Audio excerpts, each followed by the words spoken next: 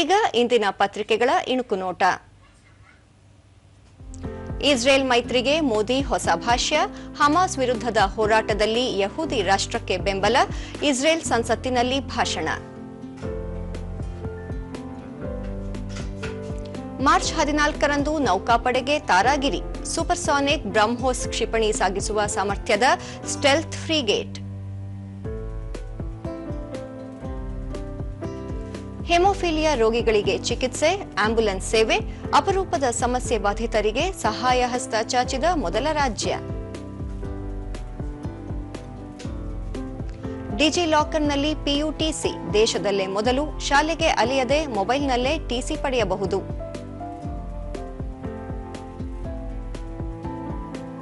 T20 ವಿಶ್ವಕಪ್ cricket, Zimbabwe ವಿರುದ್ಧ ಭಾರತಕ್ಕೆ ಮಾಡು ಮಡಿ ಪಂದ್ಯ, ದೊಡ್ಡ ಅಂತರದಲ್ಲಿ ಗೆದ್ದು ನೆಟ್ ರನ್ ರೇಟ್ ಉತ್ತಮಪಡಿಸಿಕೊಂಡರಷ್ಟೇ ಭಾರತದ ಸೆಮಿಫೈನಲ್ ಕನಸು ಜೀವಂತ. ಇವು ಇಂದಿನ ಪತ್ರಿಕೆಗಳ ಪ್ರಮುಖ ಸುದ್ದಿ. ಉಳಿದಂತೆ ವಾರ್ಡ್ವಾರು ಮತದಾರರ ಅಂತಿಮ ಪಟ್ಟಿ ಏಪ್ರಿಲ್ 6ಕ್ಕೆ ಪ್ರಕಟ. ಕಬ್ಬು ಬೆಳೆಗಾರರಿಗೆ 300 ಕೋಟಿ ರೂಪಾಯಿ ಬಿಡುಗಡೆ, ಪ್ರತಿ ಟನ್ಗೆ ಸರ್ಕಾರದಿಂದ 50 ರೂಪಾಯಿ ನೆರವು. ಯುವಕರಿಗೆ ನೌಕರಿ, ಇಂದು ಸಂಪುಟ ಚರ್ಚೆ, ಈ ಬಜೆಟ್ನಲ್ಲಿ ನೇಮಕಾತಿ ಬಗ್ಗೆ ಘೋಷಣೆ ಸಾಧ್ಯತೆ.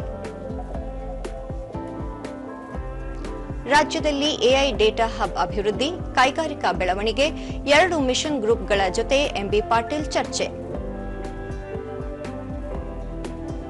ಕಿವುಡರ ಏಷ್ಯಾ ಕಪ್ ಟಿ20, ಲಂಕಾ ವಿರುದ್ಧ 6 ವಿಕೆಟ್ ಜಯ, ತಂಡದಲ್ಲಿ ಮಿಂಚಿದ ಕನ್ನಡಿಗ ಸನಿತ್.